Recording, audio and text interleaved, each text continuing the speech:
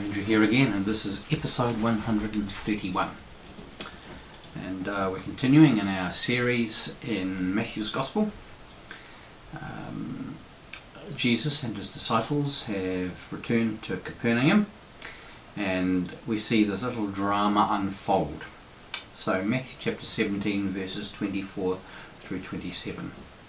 When they reached Capernaum, the collectors of the temple tax came to Peter and said, "Does your teacher not pay the temple tax?" He said, "Yes, he does." And when he came home, Jesus spoke of it first, asking, "What do you think, Simon? From whom do kings of the earth take toll or tribute? From their children or from others?" When Peter said, "From others," Jesus said to him, "Then the children are free. However, so that we do not give offence to them, go to the sea and cast a hook.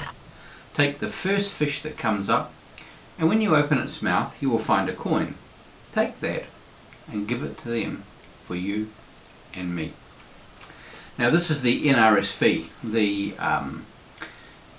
words that are actually used in the original actually indicate the type of coin that were there. The first one was a 2-drachma coin, and the second one with the fish was a 4-drachma. It's called stated, a 4-drachma coin.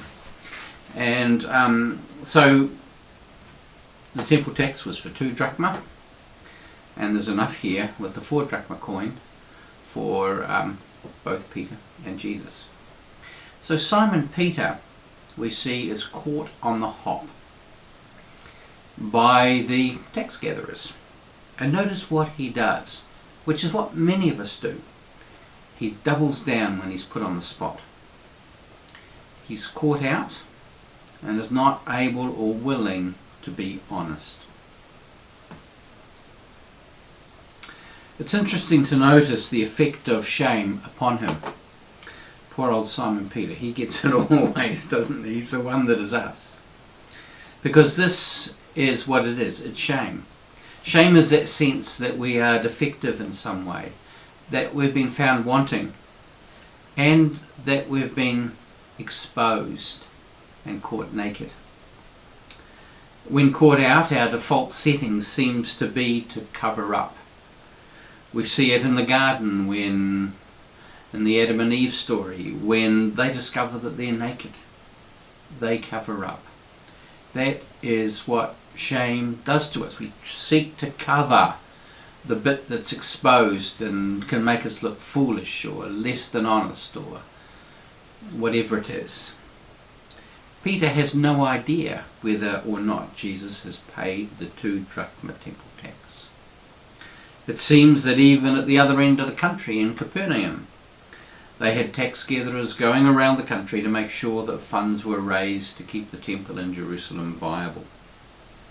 Yet rather than saying he doesn't know, or if he did, saying no, he covers up and asserts, of course he has. And then Jesus pings him. You can see this coming when he addresses him as Simon. Remember, Simon shifting sand, rather than as Peter the rock. And he does it in a rather interesting way. He asks, who is due generally to be taxed or to pay tribute to a king? Is it the general populace or family members? And Peter correctly answers, well, it's the general populace. It's recognised that the family of the king are exempt. So what is Jesus doing here? I suggest that he's telling Simon Peter that he's actually exempt from the temple tax, because with relation to the temple, he's in the same position as the king with general taxation. The temple's purpose is to support the cult that ultimately will worship him, Jesus.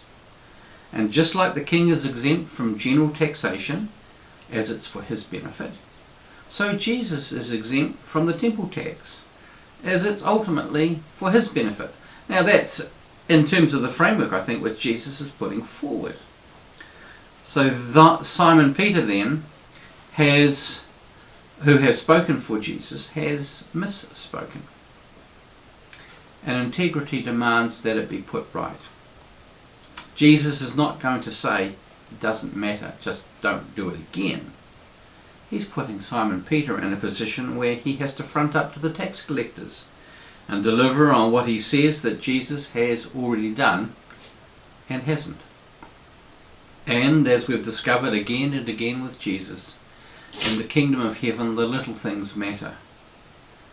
Particularly the little things that strike to the heart of integrity, of honesty, of doing the right thing. In the end, this is not costing Simon Peter anything materially. Jesus provides the 4 drachmas required, 2 for Jesus and 2 for Peter. What it does cost Simon Peter is his pride. He's now faced with going back to the tax gatherers and telling them that he got it wrong. And not only is he now paying for Jesus, his temple tax, he's also paying his own. I imagine that he would rather part with the money than do this, than to risk the smirking derision of the tax gatherer. The little things can matter.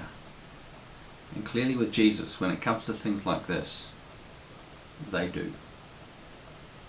God bless you.